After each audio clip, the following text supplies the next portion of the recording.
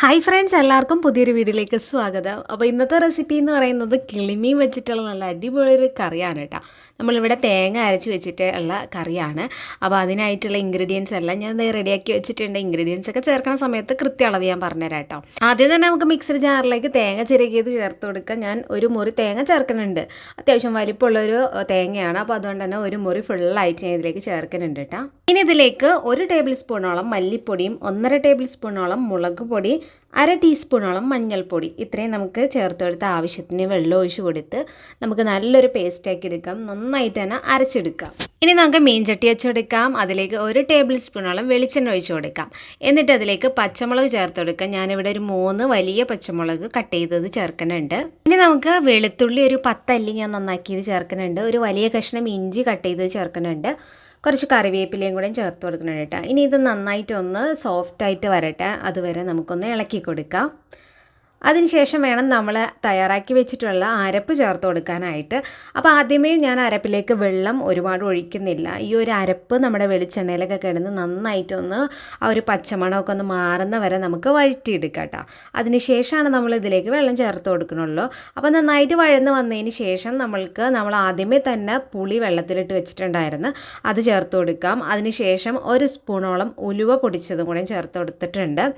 പിന്നെ നമുക്ക് ആവശ്യത്തിന് കല്ലുപ്പ് ചേർത്ത് കൊടുക്കാം. ഉലുവ പൊടിയായിട്ട് ചേർക്കുന്നത് ഒരു പ്രത്യേക ഫ്ലേവർ തന്നെയാണ് കറിക്ക് കിട്ടുക. ഇനിയിപ്പോൾ ഇല്ലാന്നുണ്ടെങ്കിൽ മുഴുവനായിട്ട് ലാസ്റ്റ് ചേർത്ത് കൊടുത്താലും മതി കേട്ടോ. ഇനി നമുക്കതിലേക്ക് ആവശ്യത്തിന് വെള്ളം ഒഴിച്ച് കൊടുക്കണം. നമ്മുടെ ഈ ഒരു കറിക്ക് എത്രത്തോളം ഗ്രേവി വേണോ അതനുസരിച്ചിട്ട് വെള്ളം ഒഴിച്ച് കൊടുക്കണം കേട്ടോ. അപ്പോൾ ഞാൻ മിക്സഡ് ജാർ ആദ്യം തന്നെ കഴുകി കൊടുത്തു. അതിനുശേഷം വീണ്ടും ഒരു 3 ഗ്ലാസോളം വെള്ളം ഒഴിച്ച് കൊടുത്തു. എന്നിട്ട് നമുക്കിതിലേക്ക് തക്കാളിപ്പഴം ചേർത്ത് കൊടുക്കാം. ഞാനിവിടെ 1.5 തക്കാളിപ്പഴം ചേർത്തിട്ടുണ്ട് കേട്ടോ. ഇനി നമ്മുടെ കറിയൊക്കെ നന്നായിട്ട് തിളച്ച് കുറുകി വരുമ്പോൾ നമുക്കിതിലേക്ക് മീനിട്ട് കൊടുക്കാം. പ്രത്യേകിച്ച് കിളിമീനായതുകൊണ്ട് തന്നെ പെട്ടെന്ന് ചേർത്ത് കൊടുക്കണ്ട.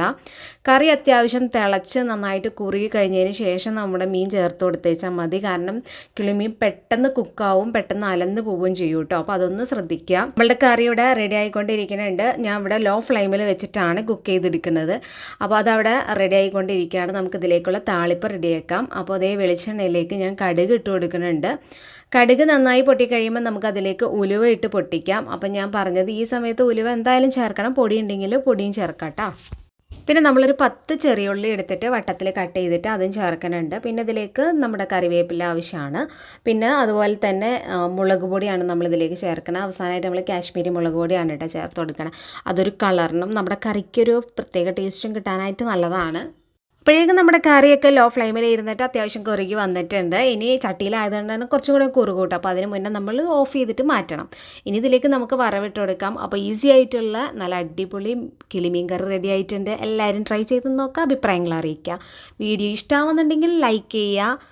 അതുപോലെ തന്നെ എൻ്റെ ചാനൽ സബ്സ്ക്രൈബ് ചെയ്യുക. അപ്പോൾ മറ്റൊരു റെസിപ്പിയായിട്ട് നമുക്ക് വീണ്ടും കാണാം. അതുവരെ ഓക്കെ, ബൈ, താങ്ക്